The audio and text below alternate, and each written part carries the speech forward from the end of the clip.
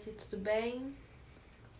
Esperar o pessoal ir entrando. Hoje vamos receber a professora Marcele. Ontem a gente teve problemas técnicos e hoje, se Deus quiser, vai dar tudo certo. Marcele tem muito para nos agregar hoje com tudo que ela vai falar. Já vi que ela entrou.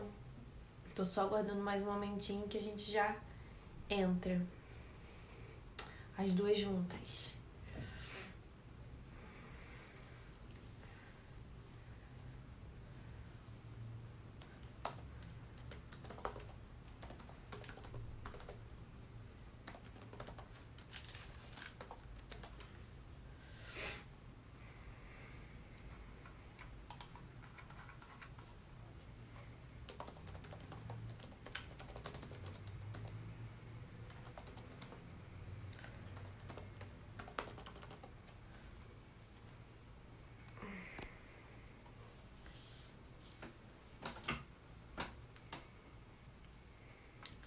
Então vou chamar a Marcele, vamos entrar todos.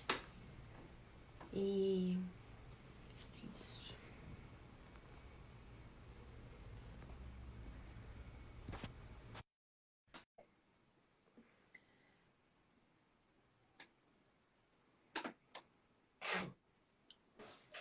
Foi. Tá me ouvindo? Tô te ouvindo. É, vai esperar um pouquinho, já posso começando? Pode ir começando, Pode eu ir acho. começando, eu acho. Tá ok. Bom, gente, problemas técnicos acontecem, né? Normal, mas o importante é a gente insistir até conseguir e dar certo, ok? Então, quero parabenizar as meninas, tá? Do Centro Acadêmico. Foi uma iniciativa que eu acho muito positiva. Nesse distanciamento é uma forma de vocês estarem aproximando os alunos dos professores, principalmente os alunos do primeiro período, segundo período, né? Que mal entraram no campus e teve o distanciamento. Então, acho interessante essas lives, porque o corpo docente vai estar sendo apresentado de uma forma nova, né? Através das lives. Então, eu gostaria de lembrar que não é uma aula, também não é uma palestra, tá? É um bate-papo, até porque para eu poder fazer esse pedido de vocês, a atuação do terapeuta ocupacional durante a pandemia, eu tive que conversar com alguns profissionais, porque eu mesma não estou na linha de frente. Então, eu gostaria de agradecer imensamente a esses profissionais que doaram um pouquinho do seu tempo para estar mostrando e conversando comigo sobre a realidade deles, tá? Eu sei que é uma fase difícil, né? Todo mundo está sofrendo com esse distanciamento, de uma forma geral, todos são afetados, tanto a questão da saúde mental, condição física, o bem-estar social. Alguns vão estar com um sofrimento maior por conta de estarem contaminados ou próximos de alguém, né? Algum familiar, algum vizinho que foi contaminado. Então, para esquentar o nosso bate-papo aí, eu fui conversar com esses profissionais, né? E eu já queria botar uma reflexão para vocês, que vamos pensar nos profissionais que estão na linha de frente, né? Se para a gente que está tão difícil, imagina para eles, né? É um momento e uma experiência transformadora, mas para eles, além disso, também está sendo uma experiência traumática, né? Todos eles falaram para mim que é cenário de guerra, o inimigo é invisível, né? Então, não tem um protocolo certo, né? Então, eles estão ali o tempo todo com indivíduos que estão se mostrando de uma forma variada em relação ao vírus. Então, às vezes, os protocolos são mudados durante o dia, tá? Então, não sou médica, não sou infectologista, então estou trazendo esse bate-papo desses médicos da linha de frente.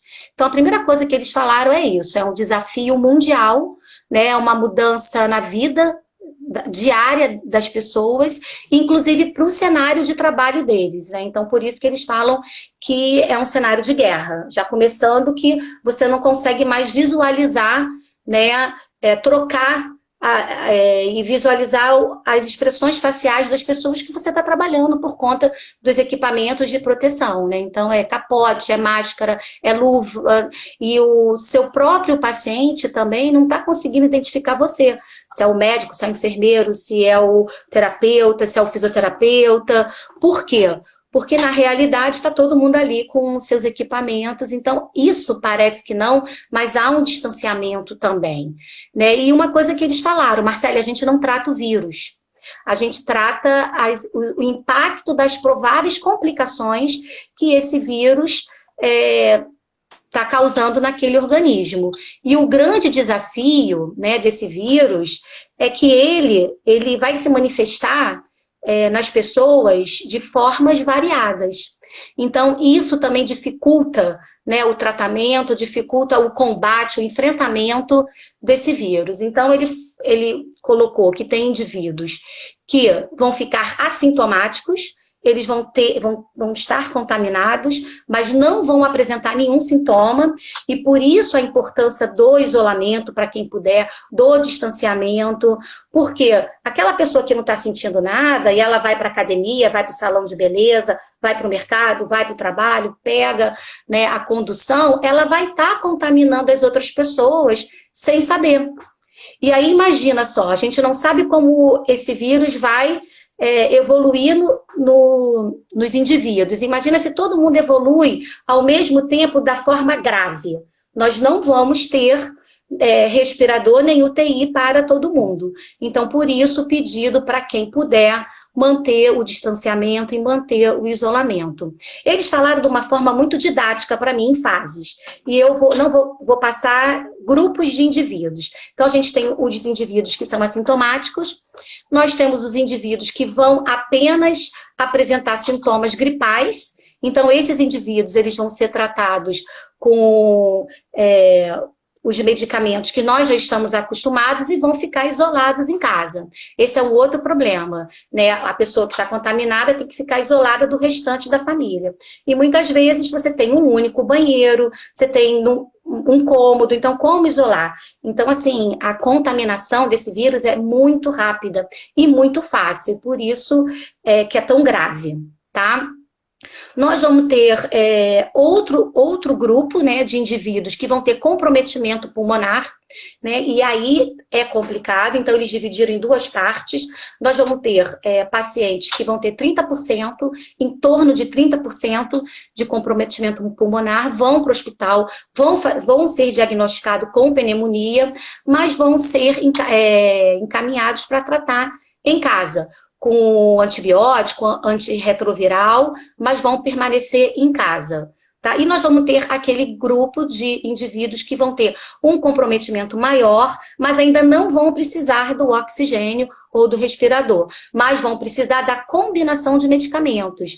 Esses que eu já falei, comuns, né?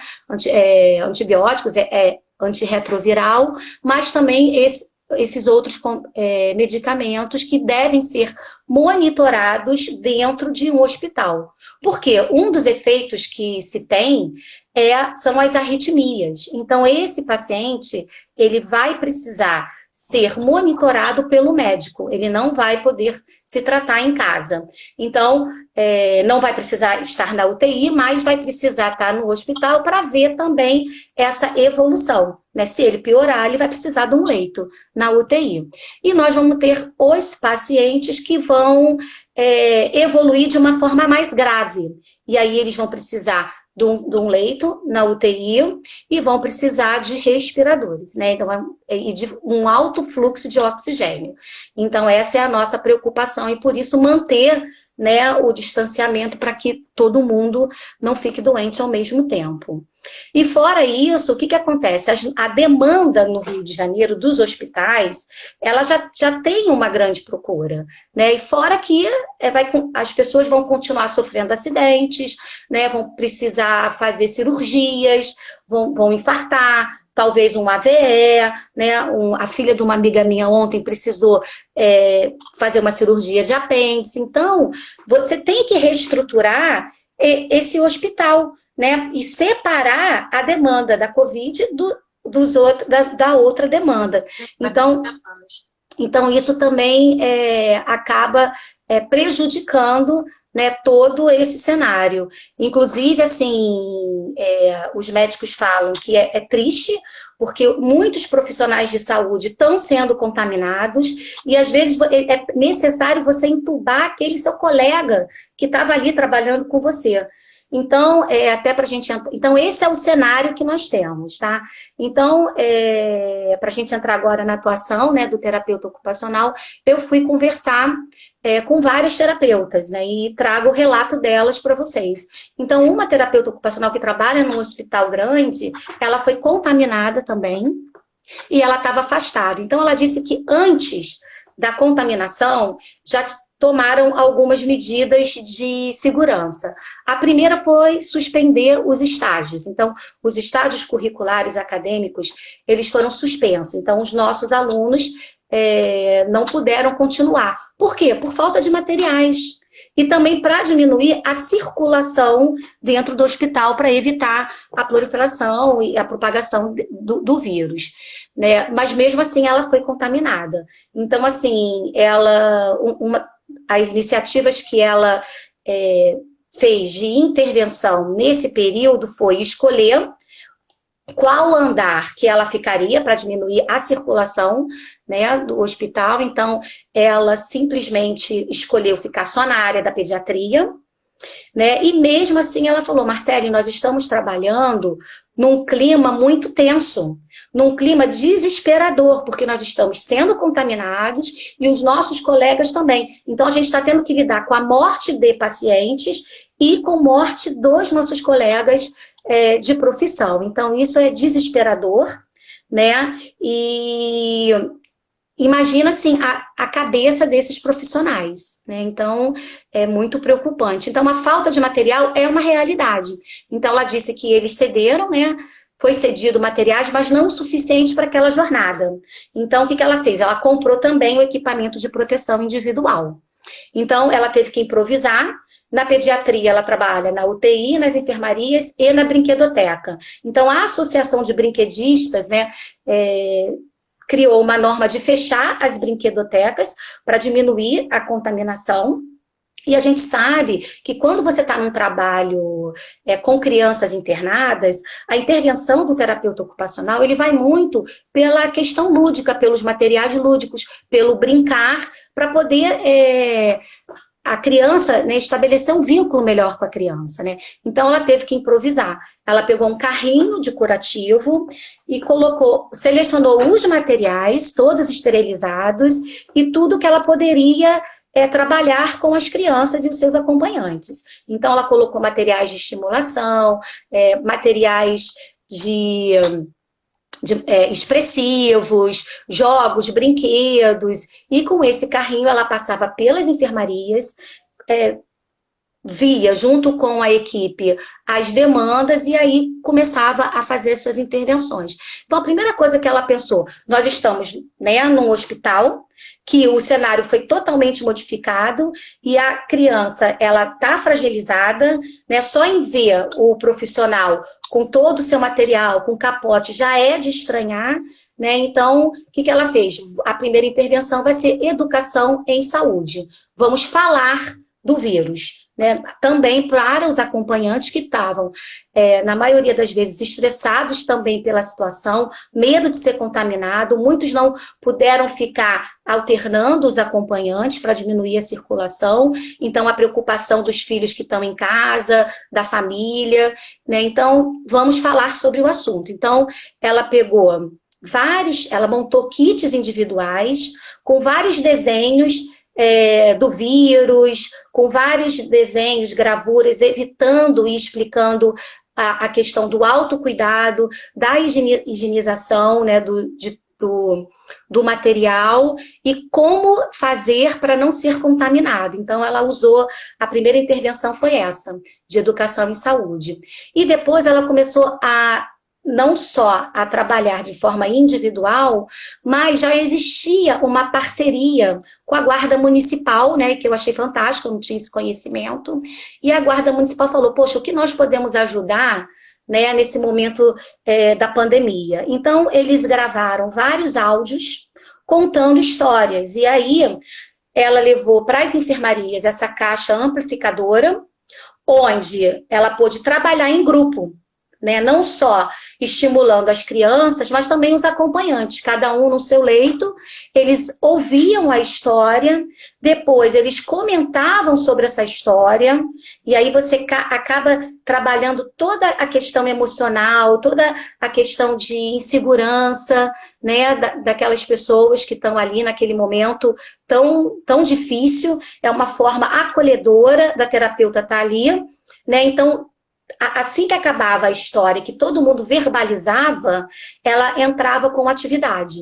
E aí eles podiam escolher qual a forma que eles gostariam de expressar os seus sentimentos. Então, algumas crianças desenhavam, outras preferiam, junto com os pais, escrever alguma coisa, uma pintura. E foi uma forma de acolhimento, uma forma de humanização mesmo, né, do tratamento terapêutico com esse grupo, né, que estava impedido de ir para a brinquedoteca, né? Então, foi uma atitude muito bacana, uma intervenção muito legal que tem que se adaptar, né?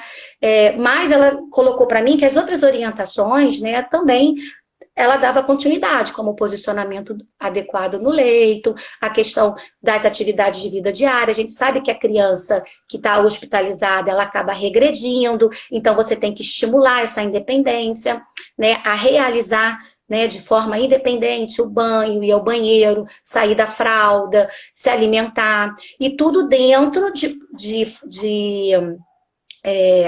cuidados para que não tenha uma contaminação. Então, ela tinha que ter certeza total que o banheiro, antes e depois, ia ser esterilizado. Então, assim, a mudança da rotina, né, que o terapeuta tem que se adaptar.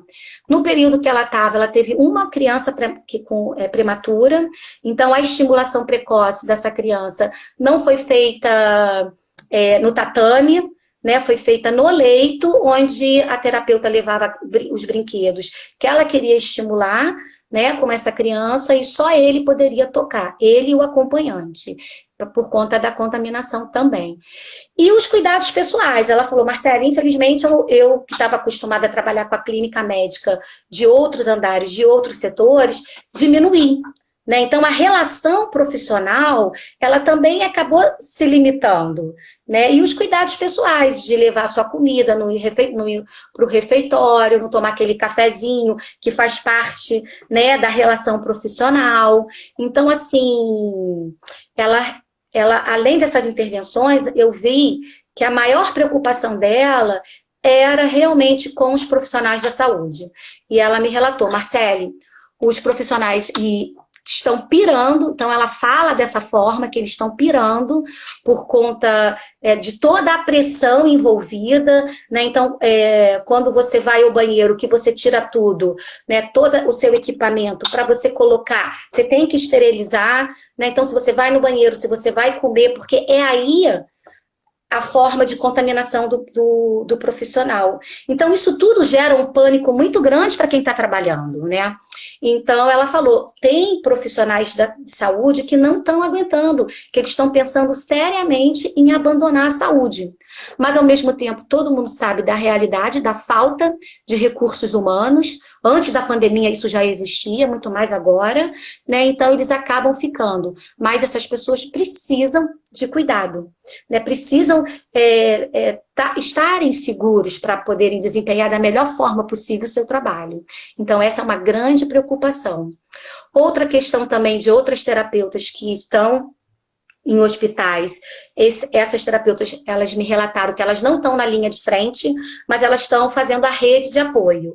Então, quem está direto na área, né, no enfrentamento da Covid, percebe a necessidade e fala com elas. Então, quem está na UTI, né, pede para se comunicar, então elas estão confeccionando várias pranchas de comunicação para os pacientes poderem se comunicarem, e ao mesmo tempo também estão confeccionando adaptações para poder posicionar da melhor forma possível, né, e adequada esses pacientes que estão na UTI, que tem que ficar de prono.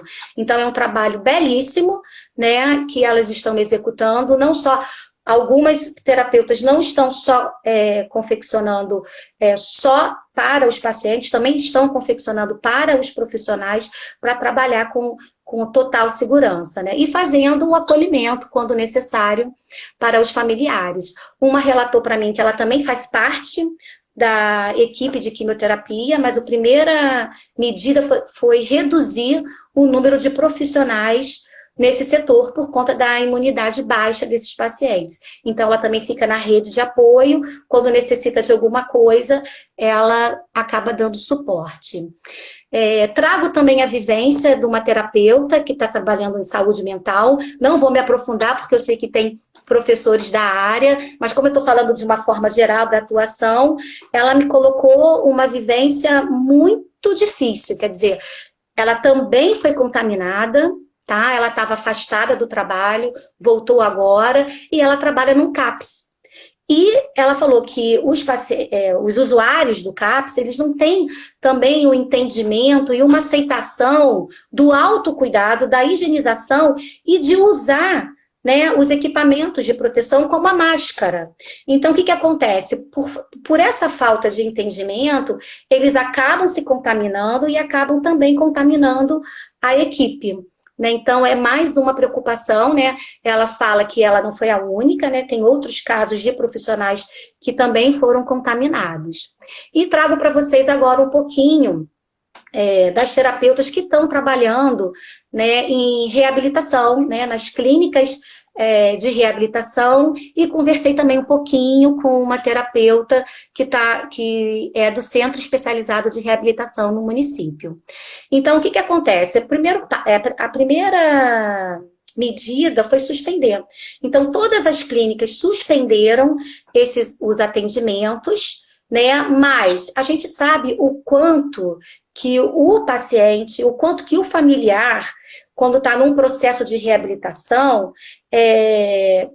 fica apreensivo com a situação. Né? Então, você imagina, né? Você está lá no processo de reabilitação, você está começando a trabalhar os déficits, você está começando a recuperar a funcionalidade, e aí, pá, interrompe o seu processo. Então, muitos pacientes ficaram abalados emocionalmente, não só, né, o próprio paciente, como a família. Então, elas estão atendendo, fazendo atendimento online, né? Eu prefiro esse termo do que teleatendimento. Teleatendimento parece de empresa, mas também elas falam teleatendimento e telemonitoramento, né? Eu prefiro atendimento online.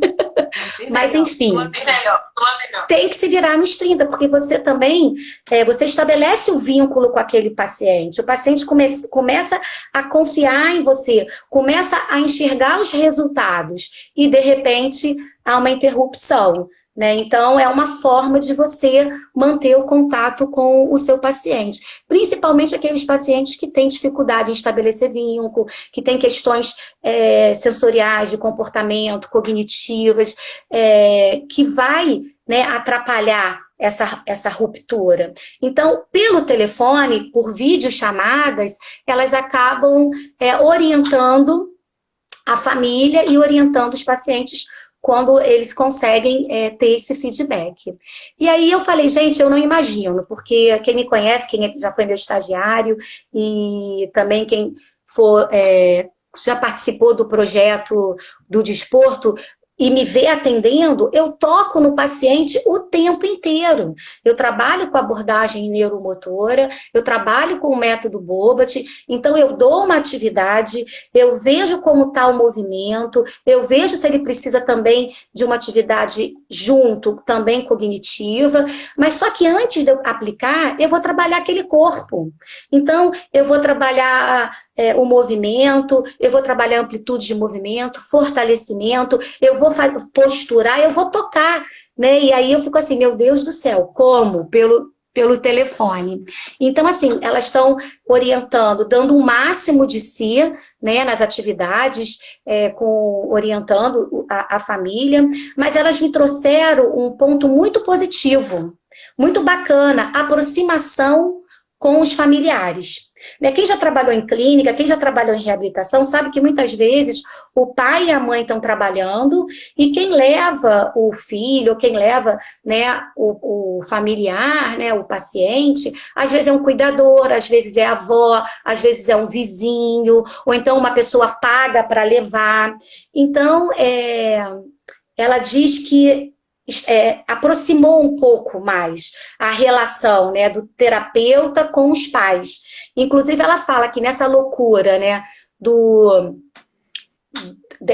da tarefa de casa, dos papéis ocupacionais, né? Então a terapeuta ela não está atendendo só o paciente nesse momento. Muitas vezes ela está fazendo uma intervenção familiar e entendendo como essa família está se organizando, né? Então ela fala, Marcele, às vezes a mãe está em tarefa escolar com os outros filhos, e o pai, que eu nunca tive contato, o pai que nunca foi numa sessão de atendimento, ele que está comigo com o filho que apresenta deficiência. E aí ela me relata a valorização profissional, o entendimento das atividades, que não é o fazer por fazer, né? Que aquele fazer tem todo um significado, porque para você chegar num déficit, trabalhar esse déficit, chegar numa função, aquela atividade ela tem um significado para o terapeuta e para quem a gente está aplicando, né? Tem um objetivo a ser alcançado.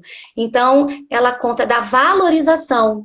E isso mostra para a gente que está mudando essa relação, né? A relação terapêutica está mudando, né? Entre terapeuta, família, entre o pai, a mãe, o filho, o irmão, muitas vezes, que está presenciando o atendimento, né, do seu irmão com deficiência, que antes ele não visualizava. Então, assim, está tendo uma integração também familiar. Então, ela relata de uma forma muito satisfatória esses encontros, né? E uma outra terapeuta também me deu um relato maravilhoso, que ela trabalha com pessoas que têm deficiências mais graves, né? E ela me relatou um atendimento que ela fez com um menino que tem distrofia. E ela falou também dos papéis ocupacionais, né? Para você poder chegar e você atender, né? E você precisa entender como é que está a organização dessa família. Então, muito bacana, é claro que vai depender de uma família para outra, vai depender também do acesso, né? Se essa família vai ter acesso ou não às plataformas, né? Então, algumas estão usando Skype, outras estão usando videochamadas, então você vai depender se o teu paciente, nesse momento, também tem essa disponibilidade. Nem todos têm, mas aqueles que têm, elas tá tendo um retorno positivo. E ela me contou que ela fez uma reorganização da rotina dessa família. Eles confeccionaram juntos, a família, né, e a terapeuta, um calendário onde as atividades, né, foram colocadas aquelas que eu faço de forma individual, então todo mundo faz aquelas atividades sozinhas, e aquela atividade em grupo. Então, foi muito bacana essa experiência, que ela conta que eles puderam discutir em família o que eles iriam fazer junto com esse familiar com deficiência. Então, teve toda uma programação, né? E programações temáticas. Então, teve já um final de semana que o tema era Itália. Então, todo final de semana foi em cima da cultura italiana. A última semana, eles montaram um jantar de artes. Então, todo mundo teve que confeccionar o seu prato. E aí você está trabalhando coordenação motora, você está trabalhando coordenação olho-mão, você está trabalhando amplitude, você está trabalhando vários objetivos com aquela criança, junto com aquela família que está entendendo o significado e aonde você quer chegar, que é o treinamento da AVD. Então, assim, muito bacana. E aí, ao mesmo tempo, eles também fizeram um mural das artes, né? E isso tudo traz para a gente uma gratificação, né? A CIF fala muito em cuidar e participar. E o terapeuta ocupacional, ele faz isso o tempo todo, né? Através da atividade, ele está ali trabalhando a participação. Daí, o que nós queremos? Nós queremos um máximo de independência e de funcionalidade no desempenho ocupacional desse paciente, né? Então, assim, ela mobilizou a família inteira e não só né, está conseguindo atingir, né, os objetivos, né, do paciente, mas ela também está trabalhando a relação, está trabalhando a autoestima, está trabalhando a aproximação, né? Então, assim, e isso acaba trazendo também um prazer, o prazer da refeição, o prazer de você estar ali trabalhando com aquele sujeito, aquele significado, né? E a outra experiência que eu trago para vocês é dessa profissional, né, do Centro Especializado de Reabilitação, que tem 2 unidades. Uma unidade foi fechada, a outra unidade está tendo um rodízio de profissionais, e esses profissionais, eles estão se dividindo em trabalhos burocráticos, mas também estão dispensando bolsa de ostomia, um serviço que não pode parar.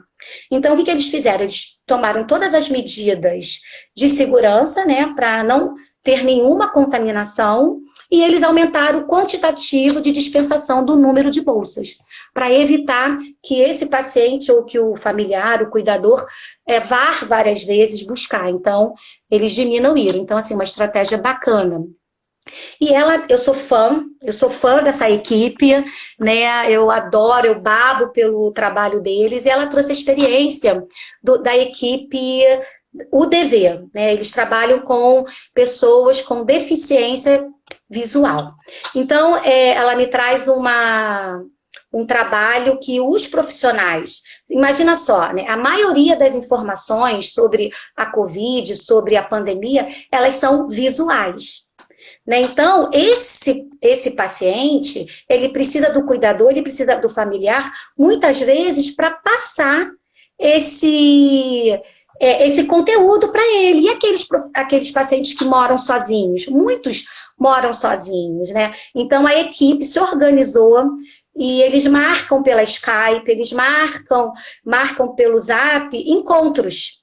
E nesses encontros, todos os profissionais, musicoterapeuta, físio, enfermeiro, terapeuta ocupacional, enfim, se eu esqueci alguém, me desculpa, mas eles fazem todas as orientações do autocuidado e da higienização.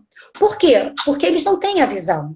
Né? Então, eles reconhecem o mundo através do tato, através do toque. Então, é primordial que essa higienização seja redobrada. Então, eles precisam, inúmeras vezes, limpar, né, higienizar tudo que eles tocam, além dos seus materiais, né, os celulares, quem tem visão subnormal, o óculos, a lente, a bengala, que é uma extensão do corpo do indivíduo com deficiência visual, sempre manter higienizada. E, além disso, eles têm um encontro também da música, né? Por isso que é importante essa profissão, que eu sou fã, né? Sou fã dos musicoterapeutas. Eles, além de terem esse momento para tratar e falar da pandemia, eles também têm um momento de acolhimento para falar das aflições, do medo, da importância do afastamento social. Então, é um trabalho muito bacana, que eu parabenizo milhões de vezes, que eu adoro essa equipe. Outra profissional que eu falei também, ela faz um trabalho de home care. A gente sabe que esses pacientes são de risco, porque a maioria deles são pacientes graves, e aí as empresas, elas continuaram com os atendimentos, mas elas não disponibilizaram os equipamentos de proteção individual. Então, isso ficou na responsabilidade do familiar e 2 profissionais. Então, e aí eles decidem, né, qual equipamento, né, vai usar, se é o que a família está oferecendo ou o que a terapeuta está levando. Então, ela me disse que ela entra na residência, ela vai para o banheiro, coloca todo o seu equipamento, né? Então ela coloca capote, luva, máscara, touca, e aí começa a intervenção. E aí, depois da intervenção, ela retira tudo, coloca no saco, leva para casa e faz a esterilização para poder e seguir para o outro atendimento, né? Então, assim, é uma loucura, né? Esse momento que nós estamos vivendo, e as terapeutas ocupacionais, como todos os profissionais, estão tendo que se reinventar. E, assim, eu sempre falo isso para os meus alunos, né? E estou aqui repetindo, que eles têm muito medo, o que vai fazer, eu não sou criativo, como é que isso vai acontecer? A necessidade leva a criatividade. Então, quando você se depara com aquela situação, você acaba se virando, né, para resolver. E aí vem essas intervenções que eu trouxe para vocês, dos meus colegas. E antes de eu fechar, né, para a gente abrir para as perguntas, eu vou falar também um pouquinho do meu projeto Desporto, né? Eles não são pacientes, eles são atletas, até porque eles já têm 10, 15 anos, né, de lesão e de sequelas, então a gente não faz a reabilitação. Mas a gente sabe que o terapeuta ocupacional, independente do tempo de lesão, ele sempre tem para contribuir, né? Então, eu estou lá desde 2016 e sempre vejo como uma orientação minha e dos meus alunos reflete na vida, no desempenho ocupacional deles. Então, a maioria deles hoje não veem mais o esporte como lazer, né? Pelo contrário, houve uma mudança do papel ocupacional, todos eles agora encaram o esporte como trabalho, então eles estão seguindo para treinamento de alto rendimento para conseguir índices para as Olimpíadas, né? Então, assim, olha o momento que eles estão vivendo, a interrupção dos treinos e ficar em casa, porque a maioria deles são um grupo de risco. Então, o que a gente faz? É orientar. Né, eu continuo conversando com eles pelo Zap, algumas atividades que eu fazia com eles na sala de cinésio, eles conseguem reproduzir em casa, ou então, às vezes, o nosso bate-papo é só para saber como ele tá, como a família tá, e para dizer para ele aqui, ó, tô aqui, se precisar de mim, eu tô aqui para te escutar e para te acolher. Então é isso, gente. Agora abro para vocês, quem quiser perguntar, se eu puder responder, né, e tiver conhecimento, falar para vocês. Então, tô aí. Quando o pessoal tá teve bastante comentário. Foi bem legal. Foi maravilhoso. Eu ia comentar alguma coisa lembrei. A questão da frustração também. Falhou. Questão da? Frustração. Quando você falou da reabilitação física, o paciente está lá, está conversando, aí vem isso e para. Ele já passou por uma frustração, porque ele está na reabilitação. E aí vem esse momento, porque até o trabalho, além da reabilitação, esse trabalho de calma, todo mundo está passando por um momento. Claro, pessoas diferentes. A gente não está no mesmo barco, está na mesma tempestade, né? Assim, eu sou uma terapeuta que eu gosto muito de trabalhar com a família, sabe?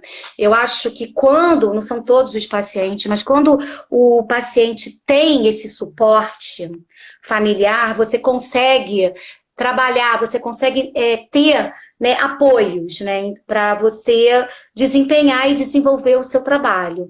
Então, quando eu falo que as atividades, elas têm, né, precisam ter um significado, eu vou estar falando também disso, né, porque se o meu paciente entende o porquê daquela atividade e ele consegue entender que aquela atividade está refletindo lá no desempenho ocupacional, ele vai estar o quê? Motivado a executar. Então, como fazer isso se eu não estou no mesmo ambiente que ele? Como fazer isso pela teleconsulta, né, que eu acho, a Lilian colocou aqui e eu concordo com ela, a teleconsulta, como motivá-lo, né, então assim, a gente tem que reinventar, a verdade é essa, né, nós estamos numa experiência, numa vivência nova para todo mundo, muitas coisas vão ter que mudar, né, até conseguir uma vacina, ou até, assim, a gente, eu acho que voltar à normalidade, sou uma pessoa super esperançosa, tá, gente? Então, assim, eu acredito que nós vamos conseguir passar por isso, tá? Mas até lá, a gente vai ter que trabalhar o nosso paciente, sim, né, para ele continuar motivado e continuar centrado na sua recuperação. E aqueles pacientes, né, eu atendo agora, a maioria dos meus pacientes são adultos, né, aqueles pacientes que não têm o cognitivo, que não conseguem, né, estabelecer, você vai ter que motivar essa família. E vai ter que orientar essa família para poder tocar e conseguir realizar, né, algumas orientações. Porque a gente não pode passar a responsabilidade para esses pais. Né? Tem amigas minhas que têm filhos deficientes e têm filhos que não têm a deficiência, que elas estão sobrecarregadas, né, por trabalhos de escola, por provas. E não é o momento, gente. Nós temos que cuidar do direito que nós temos à vida. Então, a vida está em primeiro lugar, né? Cuidar da nossa vida, da vida dos nossos familiares, né? Da vida da nossa comunidade. Então, essa é a prioridade no momento que quem está na linha de frente está dizendo para a gente, olha, o cenário é de guerra. Então, assim, eu não posso passar a responsabilidade terapêutica para o pai e para minha mãe, porque quem é profissional sou eu. Mas nesse momento, qualquer ganho, qualquer vínculo, nem que seja pelo celular, é super interessante. Essa terapeuta que está fazendo videochamadas, ela relata que o fato, né, que quando os pais começaram a fazer, não deu certo. Pela videochamada, quando o paciente ouviu a voz dela, quando o paciente conseguiu visualizar a terapeuta, o atendimento fluiu. Né, a realização, né, da atividade daquele momento fluiu. Entendeu? Então, assim, nós temos que ter essa clareza, que a responsabilidade é nossa, né? Mas nesse momento está valendo. O importante é você fazer o melhor para o seu paciente nesse momento, que é difícil. Tem pacientes que não conseguem verbalizar. Né? Às vezes eu estou irritada, eu desligo a televisão, eu tenho um mecanismo de blindagem, não quero ouvir isso, não quero falar sobre isso, né? Eu vou dançar com a minha filha, ela adora, ela me põe para pagar mico, né? E eu adoro também, é um momento que a gente se diverte, é um momento que eu acho que as famílias e as pessoas que estão isoladas juntas, elas devem olhar para elas. E o que eu posso fazer para melhorar o meu dia a dia nesse momento, né, que está afetando e está afetando a todo mundo. Então, essa motivação, né, lidar com essa frustração, eu acho que isso tudo também tem que partir daquele momento de respeito. Né? Eu vou me respeitar. Hoje eu não consigo conversar com ninguém, hoje eu não consigo falar com ninguém. Né? Então, eu vou ler um livro, eu vou ver um filme, né? A tecnologia, ela é fantástica, ela está aqui aproximando a gente, maravilhoso, né? Mas ela também adoece. Então, eu acho que nós que somos profissionais da saúde, a gente tem que valorizar, né? A gente tem que entender e barrar e ter esse mecanismo de defesa, porque quantas vezes eu começo a ler, né? E eu não sei, às vezes eu não tenho tempo de saber que aquela informação é certa ou não. Às vezes é fake news, e aí? Né? Então as pessoas vão se contaminando e elas vão adoecendo, elas vão ficando nervosas, e o clima dentro da casa também vai ser prejudicado. Né? Então, nesse momento, a Patrícia Coropes acabou de botar aqui, ela estudou comigo, gente, 20 anos atrás, que uma ferramenta importante de intervenção do terapeuta ocupacional é a rotina, né? Como eu trouxe para vocês, é a organização da rotina familiar.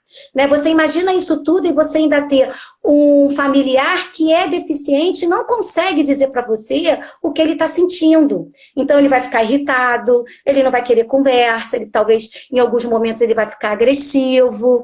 Né? Então quando você trabalha a família, quando você consegue entender os papéis ocupacionais, né? Como é que está sendo feito? Né? Será que eu estou conseguindo entender todos os papéis que eu tenho que desempenhar ao longo do dia, né? Ser mãe, ser professora, ser filha, né? Ser esposa, né? Na cozinha, olha, gente, estou queimada, eu sou péssima na cozinha, né? Então isso já me estressa no meu dia. Então, assim, são coisas pequenas, né? Mas que eu estou trazendo aqui para vocês, para a gente quebrar um pouco, né? Essa questão, mas que vai ao longo da semana, ao longo do dia, ela traz um estresse, né? Então, quando você divide a tarefa naquele grupo, quando a terapeuta consegue ter acesso a essa família e fazer essa divisão, ela consegue ter, né, respostas satisfatórias e consegue atingir o seu objetivo com o seu paciente. Entendeu? Exatamente, foi o que a minha filha colocou aqui. A gente tem que cuidar da nossa saúde mental, que todos nós estamos sendo afetados, estamos, né? Tanto a condição física, como a saúde mental, como o bem-estar, né? O nosso bem social, né? Então, assim, esse afastamento, ele acaba, assim, muitas vezes, o indivíduo desenvolvendo uma depressão. Muitas vezes não conseguindo verbalizar, muitas vezes vendo que o outro também está nervoso e se cala. Então a tecnologia está aí. Em vez de passar o WhatsApp, liga para sua amiga, né? Fala, deixa ela escutar a sua voz. Isso aquece o coração, né? Conversa com seu pai, com a sua mãe.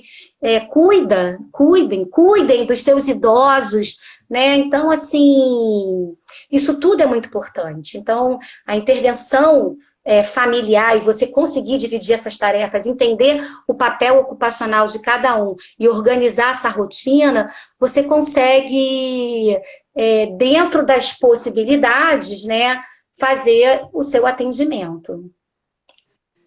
As pessoas... Vai, pode falar. Perguntando.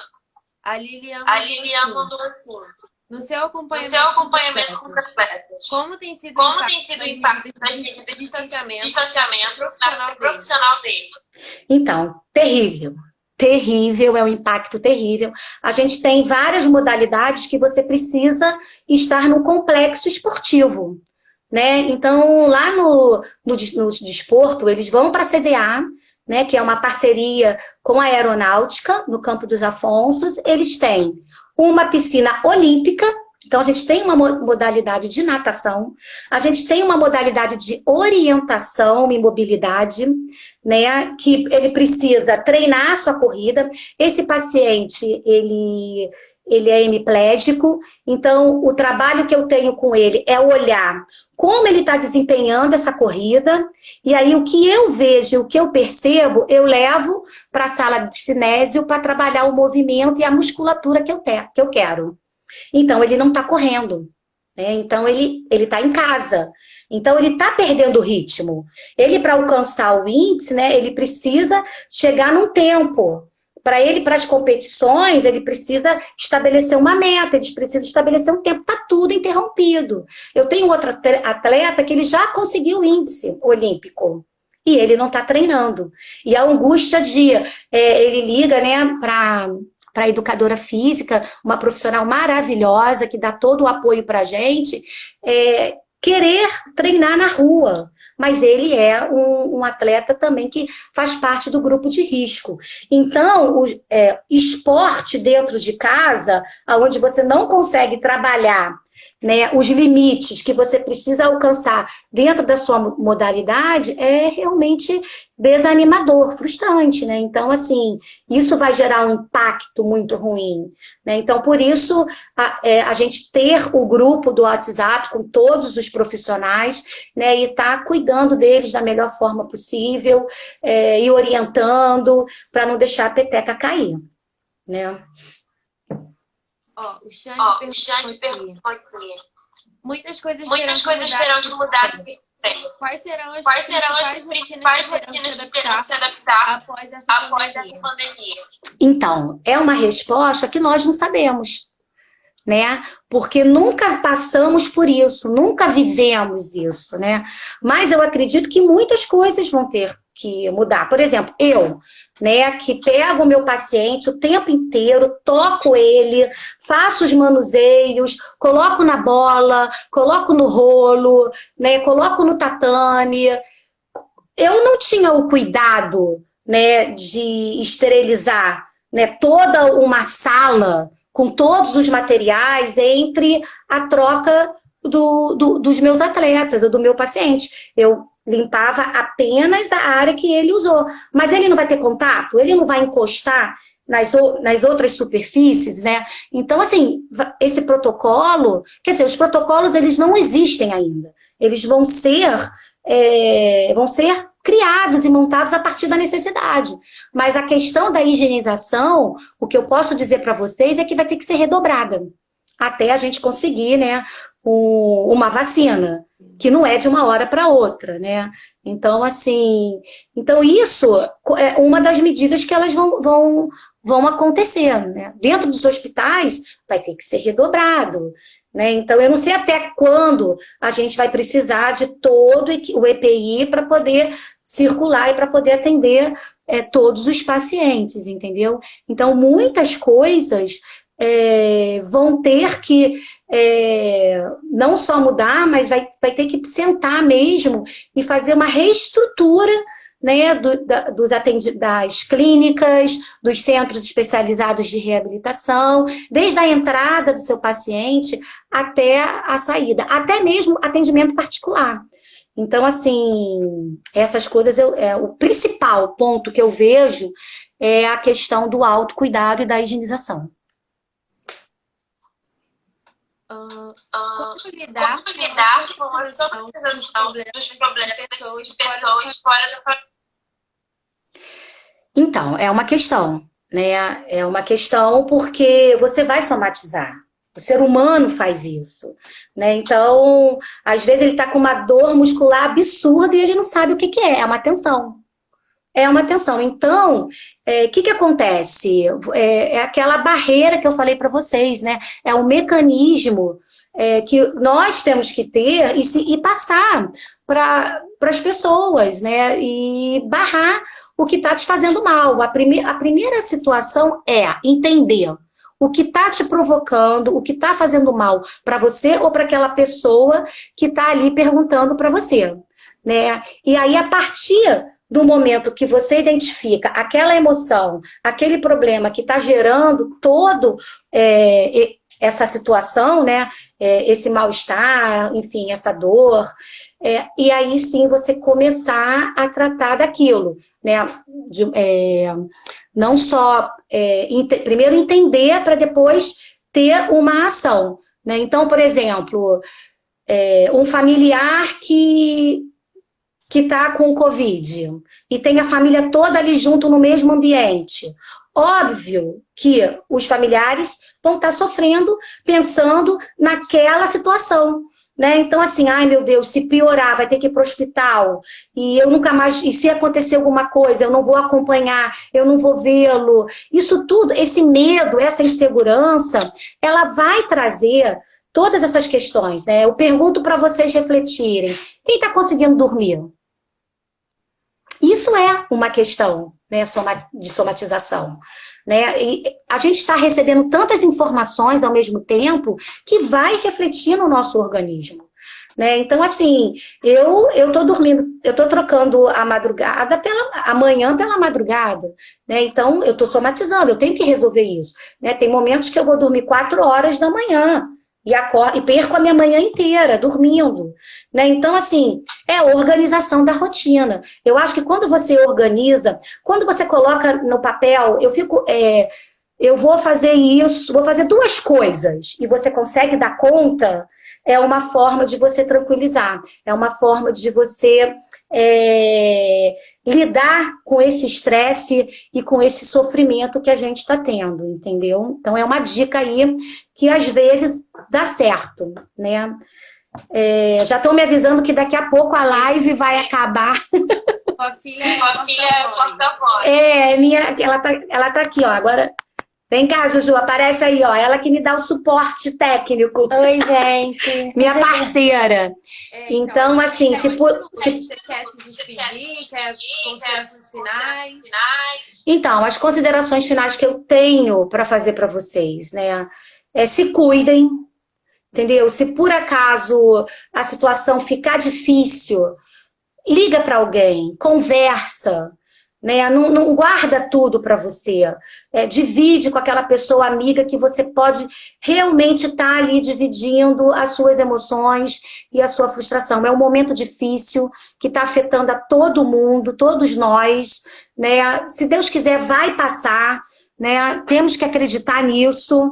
Não é o primeiro cenário de guerra que o ser humano vive. Nós conseguimos passar por todos eles e vamos conseguir passar por esse. Mas cuidem de vocês. Cuide de quem está perto de vocês, tá? Um segurando aí não segura a mão, não. Um pensando, olhando para o outro. Um olhando para o outro, mandando um pensamento positivo para a gente enfrentar isso tudo junto, tá? Fiquem em casa se vocês puderem. E quem quiser conversar comigo pelo WhatsApp ou pelas redes sociais, não tem problema nenhum. Podem me mandar perguntas que eu adoro, eu falo pra caramba, né? E eu também adoro agora digitar pra caramba, né? E eu vou estar disponível para atender e falar com todos vocês. Muito obrigada. Então, ó, muito obrigada a todo mundo que assistiu hoje, todos que assistiram também, né, ontem e que hoje estão aqui novamente prestigiando. Parabéns ao Cato pela iniciativa, é uma ação super positiva. Só o fato da gente estar aqui já mata um pouquinho a saudade. E eu estou morrendo de saudade de vocês, morrendo de saudade de dar aula, morrendo de saudade de ver as pessoas e, enfim. É isso que eu tenho uma mensagem aí para vocês, tá? Se cuidem. Obrigada pelo convite. Pela milésima vez, pede desculpa por ontem.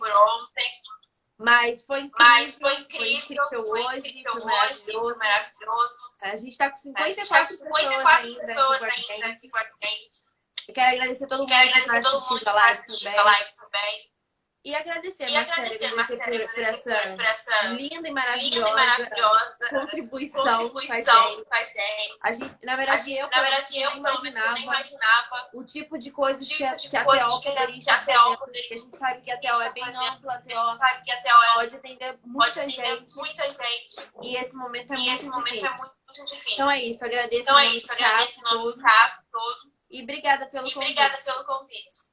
Ah, gente, foi ótimo, foi muito bom e tô aí, tá? Podem contar comigo sempre. Eu sempre estou disponível para os meus alunos. Eu todo dia me construo como professora com as orientações de vocês, né? Então, muito obrigada sempre por essa troca e por estarem também sempre disponíveis para me ouvir. E olha que eu falo pra caramba, né? Um beijo, gente. Tchau.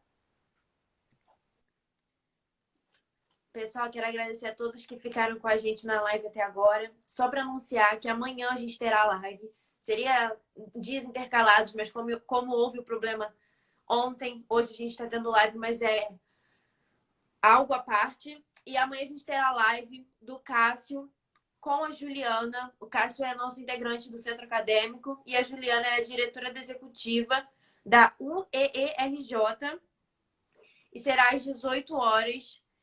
E eles vão falar sobre o cenário político nacional, tá? Então, agradeço a todos que assistiram até aqui e amanhã tem mais. Tchau!